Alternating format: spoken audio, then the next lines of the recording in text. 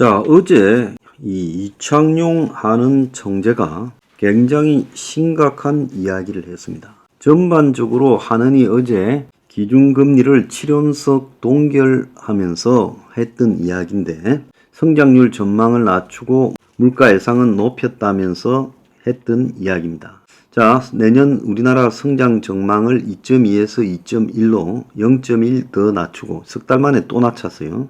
수출이 그런 대로 연말에 조금 되고 있지만 계속되는 고금리에 내수가 더 저조할 걸로 예상이 되고 지금 중동 분쟁이 더 커지고 유가가 오르는 비관적인 시나리오가 현실화가 되면 내년에 2% 밑으로 성장률이 떨어질 수 있다 이렇게 보고 있는데, 그러면서 이창용이가 미국에서 금리 인하 분위기가 있지만은 한국은행은 지금의 고금리를 충분히 장기간 더 지속하겠다라는 입장을 보이면서 내년에도 물가가 높아서 취약계층, 빚을 많이 낸 사람, 소득이 낮은 사람은 굉장히 어려울 것이다 라고 말을 했어요. 자, 내년에 빚 많은 사람 엄청나게 많고 한국의 저소득층 엄청나게 많은데 이 사람들이 굉장히 어려울 거라고 한국은행 총재가 말했으면 이 문제를 예사롭게 지나가는 말로 들을 문제는 아니라고 저는 보고 있습니다. 자, 통계청에 따르면 10월달 생산 소비 투자가 트리플 감소한 걸로 나오고 있어요. 8, 9월에 개선된다고 했는데 다 지금 감소했어요. 반도체가 일시적으로 부진이 겹쳤다 했는데 지금까지 뭐라고 했습니까? 반도체 경기가 회복이 되고 있다고 말했지 않았습니까? 근데 실상은 그게 아니었다는 거예요. 지금 소매 판매는 음식료품을 비롯한 비내구재가 3.1%나 줄었다는 거예요. 추석 끝나고 나니까 아예 팔리지가 않고 있더라. 정부가 임시 공휴일까지 했는데도 소용이 없고 오히려 쉬는 바람에 더 문제가 되었다. 이런 이야기가 나오고 있습니다. 지금 오늘 아침에 보면 끝모들 불황에 유통식품업계 희망퇴직 칼바람이라는 기사가 나오고 있어요. 미국에서도 실제 현장에 경기를 제대로 체감할 수 있는 것은 월마트의 판매량을 보면 안다라는 거예요. 그래서 월마트라는 부분이 미국의 이 서민들의 이 삶의 고충을 그대로 대변하는 지표다 이렇게 미국에서는 보고 있는데 한국에서는 지금 유통식품업계가 어떻게 지금 굴러가는가가 대략 한국의 서민들의 지금 경제 상황을 대변하고 있다는데요.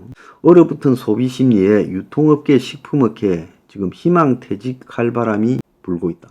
35살짜리도 내쫓겨 나오고 있다는 거예요. 고물가, 고환율 등에 따라 비용이 가중되고 지금 판매는 불황이다 보니까 인건비라도 줄여보자고 이런다는 거예요. 소비 심리가 언제 살아날 수 있을지 장담하기도 어렵고 포화된 내수 시장 속의 유통식품 시장에서 특히 지금 이 사람들이 소비 지출을 감소시키는 경향이 확연하게 드러나고 있어요. 11번가는 SK 가는 거죠. 최초로 희망퇴직 신청을 받고 있는데 35세 이상부터 희망퇴직을 받는다는 거예요. 그래서 전반적으로 GS 리테일을 비롯해서 이 업계가 전체적으로 지금 우유업체까지 다 희망퇴직을 받고 있고, 자, 파리바게트 관련 업체인 SPC 파리크라상도 지금 14개 소속 브랜드에서 희망퇴직을 진행하고 있다는 거예요. 지금 백화점, 마트부터 명품점까지 전부 지금 소비가 안 되는 상황이 벌어지고 있어요. 그래서 한국은행이 지금 완전히 딜레마에 빠져 있다는 거예요.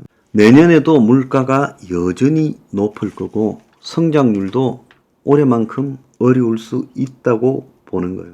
그래서 이창용은 이제 말 조심해야 되겠다. 옛날처럼 8월달 이후에 물가가 내려가니 어쩌니 이런 소리를 이제 안 한다는 거예요. 그래서 물가 안정될 때까지 긴축한다면서 한국에서는 금리가 내려갈 거라고 생각하지 마라. 그래서 내년 상반기까지 금리 인하 안 한다. 그렇게 지금 말을 했다는 거예요. 그래서 결론적으로 요약하자면 한국은행이 내년 성장률 전망치는 낮추고 물가 전망은 높였다. 내년에 아주 힘든 한 해가 될 거다라는 걸 인정하고, 그렇게 되다 보니까 여전히 내년에 금리가 높을 것이다라는 입장에서 빚 많은 사람이 힘들 거고, 또 성장이 굉장히 내년에도 어려울 거니까 저성장 불황 속에서 저소득층이 힘들 것이다라고 말을 한 겁니다.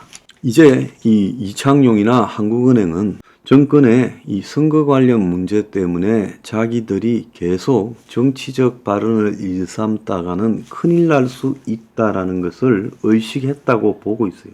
그렇기 때문에 나중에 무슨 문제가 생기더라도 빠져나갈 길은 만들어야 되겠다, 이렇게 지금 생각을 하는 거죠. 그러니까 지금 이 한국은행이 이렇게 말을 한 겁니다. 자, 여러분, 한국은행쯤 되면 한국의 굉장히 기득권적 입장에서 경제를 바라보는 그런 기관이에요. 그리고 굉장히 정치 바람을 타는 기관이죠. 독립성이 있다고 하지만 그게 독립돼 있다고 누가 생각합니까? 그런데 한국은행 총재가 선거를 앞두고 몇 달 전에 내년에 빚이 많은 사람이나 저소득층은 굉장히 어려울 거다. 내년에도 물가가 여전히 높고 금리는 높을 것이다, 이렇게 말했습니다. 그냥 어렵다가 아니라 굉장히 어려울 것이다. 자, 내년에는 저는 개인적으로 역사상 최악의 한 해가 될 거라고 보고 있습니다. 모든 상황이 그렇게 가고 있어요. 5부에서 이야기하겠지만 부동산이 완전히 무너져 내리고 있습니다. 이거는 이제 뭘로도 막을 수가 없어요. 자, 부동산 무너 내리고 있지요. 내수 수출이 점점 더 경색이 되어 갈 겁니다. 자, 투자도 줄어들 겁니다. 그 다음에 지금 가계부채, 자영업자 부채, 그리고 기업 부채가 터져 나갈 거라고 봅니다. 특히 가계부채에서 이 주택담보대출 부채가 터질 거라고 보고 있습니다. 그래서 부동산 가격이 폭락하면서 이것들이 터져 나갈 거라고 보는 거죠. 자, 그래서 한국에는 이제 저성장 국면 하에서 여전히 높은 고금리 하에서 불황이 지속되면서 버티지 못한 사람들, 실질 소득은 줄어들고 물가는 올라가고 그 속에서 부채를 갚지 못한 사람들이 무너져 갈 거라고 보고 있어요. 그래서 이런 암울한 시대에서 정치권들이 인식을 해야 됩니다. 내년에 한국은 초비상이 걸려야 된다. 그래서 우리가 내년에 한국의 지금 이 경제적인 어려움을 어떻게 대처해 나갈 거냐, 이런 것들을 논의해야 되고요. 국가는 완전히 비상경제 체제로 전환을 해야 돼요. 그리고 야당도 전폭적으로 이 문제만큼은 여당과 힘을 합쳐야 돼요. 근데 내년 총선을 앞두고 이들은 나빠져라 윤석열 정권 제대로 신경 안 쓰고 있으니까 완전히 자빠져라고 부채질하고 있고, 윤 정권은 위기가 왔으면 위기라고 해야 되는데 위기가 아니라고 하면서 아닌 척을 하고 자꾸 터질라는 것을 미루고 있고 손수건 돌리기를 하고 있어요. 폭탄 돌리기를 하고 있어요. 자, 이러니까 이게 보통 심각한 게 아니고요. 아마 제대로 터질 겁니다.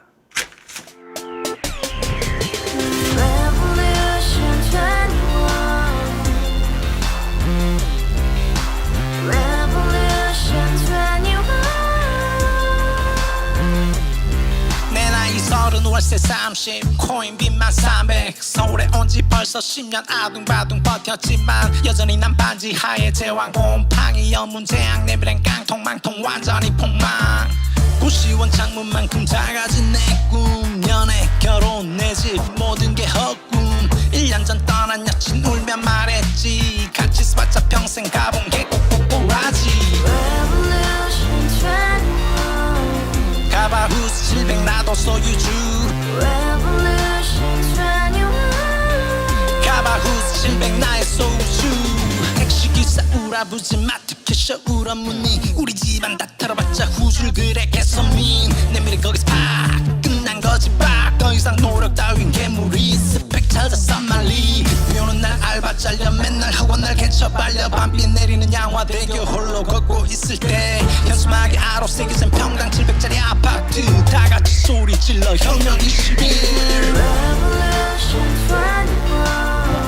가바후스 700 나도 소유주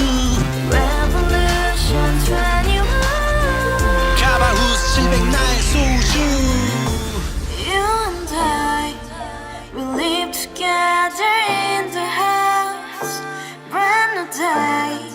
and you dream it just begun. Yeah. Revolution 21, only open happiness. 너의 곁에 내가 영원히 함께. 지금까지 정치인들 입만 열면 찝찝찝 개소리 멍멍멍 쳤다 하면 뻥 잘난 부모 만나 잘난 학교 나오면 뭐 하나 우동살이 꽉 찬 대가리 깡통 소리 텅텅